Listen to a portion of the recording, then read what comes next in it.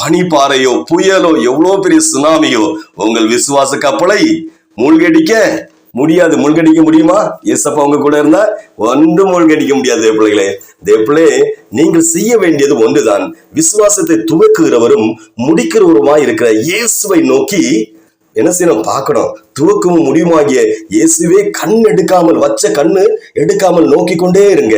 தேவப்பிள்ளை, பேதுரு, இயேசுவின் சீசன் பேதுரு, இயேசுவின் வார்த்தையின் பேரில் கடலில் நடந்து இயேசுவின் இடத்துல சென்றான்.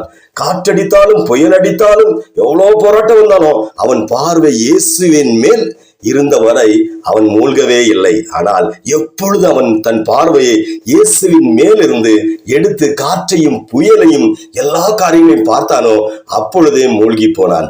ஃபாதர் நற்கிரியைகளை தொடங்கினவர் அதை இயேசு கிறிஸ்துவின் நாள் பரியந்தம் முடிய வருவார் என்று நம்புவதாக பிலிப்பியர் புஸ்தகத்துல சபைகளுக்கு பவுல் எழுதுகிறார்.